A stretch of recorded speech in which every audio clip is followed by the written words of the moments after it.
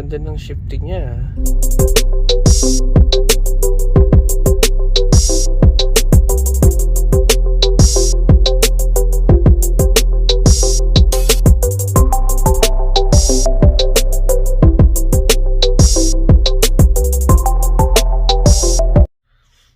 Hi guys! Welcome back sa aking channel. This is Bisen TV.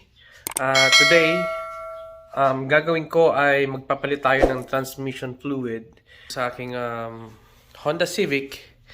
Kasi due na siya. So, papakita ko lang sa inyo guys kung paano ba magpalit ng transmission fluid dito sa Honda Civic. So, samahan nyo ako guys. So, guys, sa pagpapalit ng transmission fluid, ang kailangan natin ay drain pan para sa use na transmission fluid, and then tools.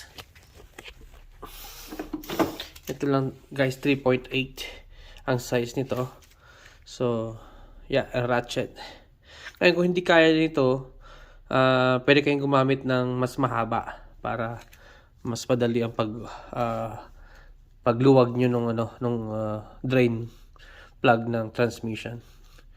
So, Yan pala guys, para mayroon tayong access dito sa ilalim. Nakaangat yung sasakyan para ma-access natin tong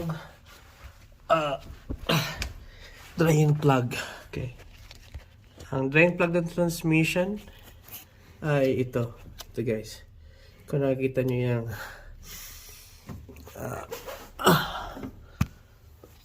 ito. Okay.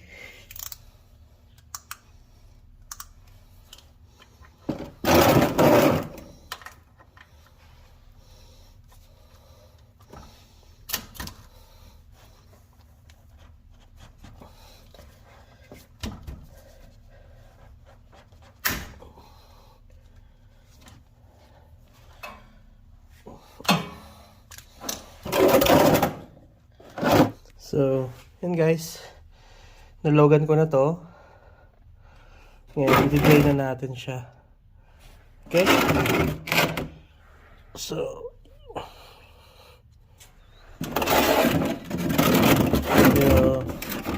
ready ka lang dito kasi bubulwak to eh.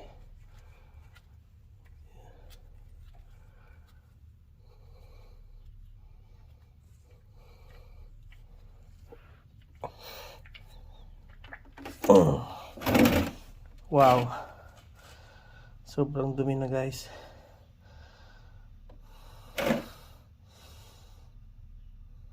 Yan. At tingnan nyo to, ang dami niyang dumi dito sa ito. Magnet kasi to guys eh. Magnet ito. Ang dami ng dumi oh.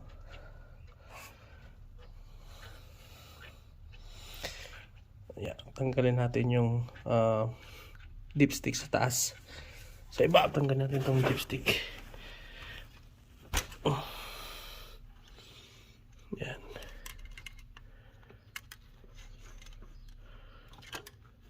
Yan. Para buwelo yung madrain yung ating transmission fluid.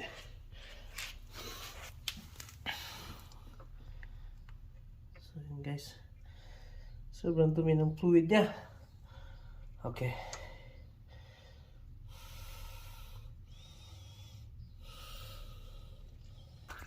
So, ito pala guys yung aking biniling pamalit na transmission fluid. Meron din siya, bumili ako nitong washer, bagong washer.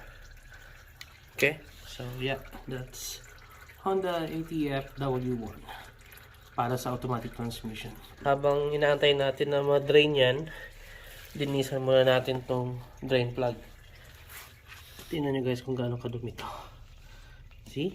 Ooh. Sobrang dumi.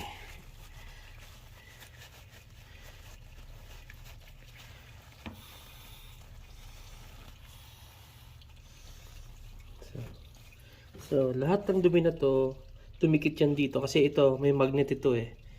So lahat ng dumi na to Tumikit yan dito. Lahat yan nandun sa pinaka pan, transmission pan ng sasakyan. So,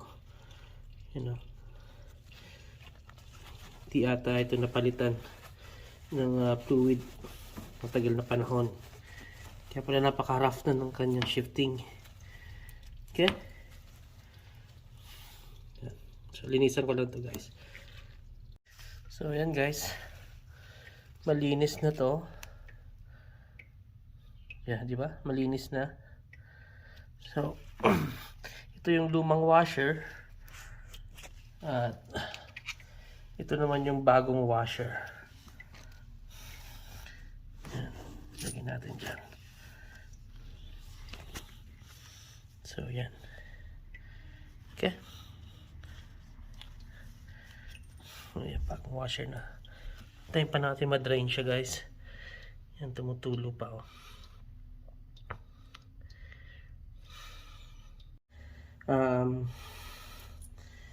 Almost halos empty na rin naman. So, ibabalik na natin tong drain plug niya. Linisan muna natin to. May tumutulo pang konti. Pero, that's fine. It's okay na yan. So, balik natin to. Drain plug na.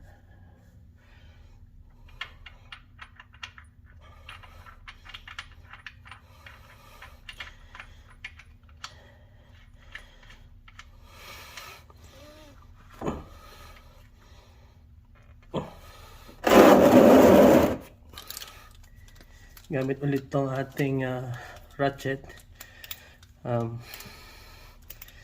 Clockwise naman ngayon para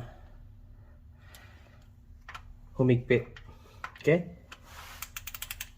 So, kung wala kayong torque wrench guys, tansyahin nyo na lang. Huwag nyo lang over na higpitan. Okay?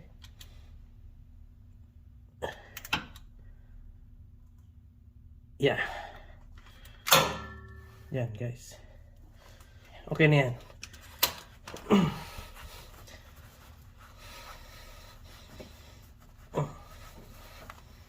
Okay. So ngayon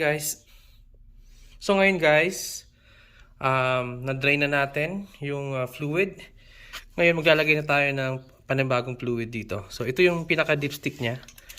Ito 'yan. Yan. At ito yung butas. Diyan tayo maglalagay ng bagong fluid. Okay?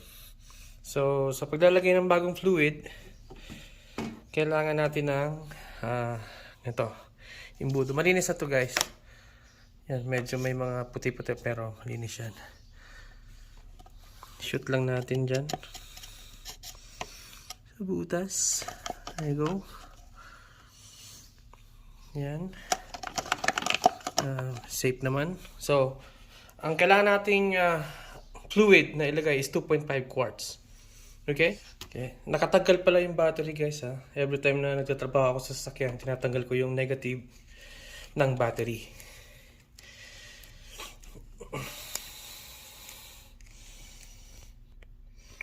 Okay. Ito yung ating first quart.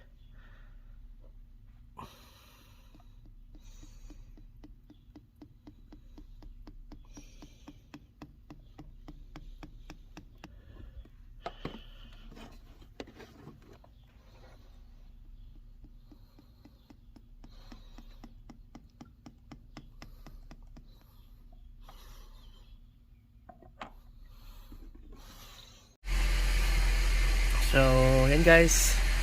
Pinandar ko muna yung sakyan.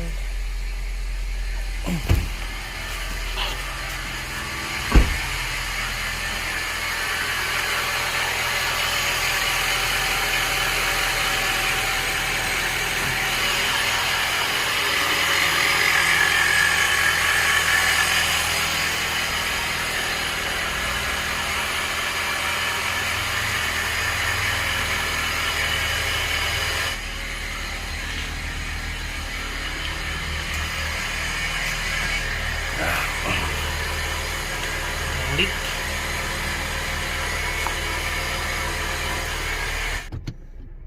So drive.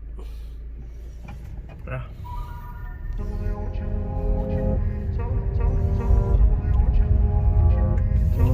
smooth.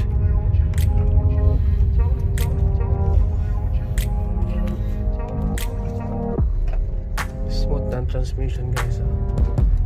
Bagong fluid.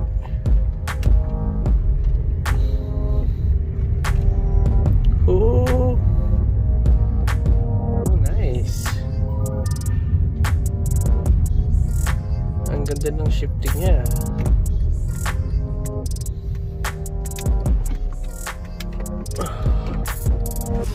Yeah, ayan. Oh, yeah.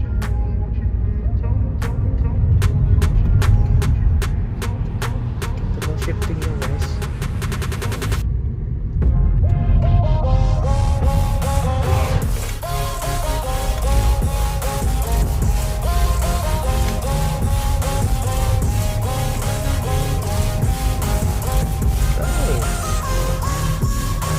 Okay ang shifting guys. Nawala na yung medyo rough na shifting after natin magpalit ng fluid. Okay, it's another success sa DIY guys. Palit ng transmission fluid, napakadali lang.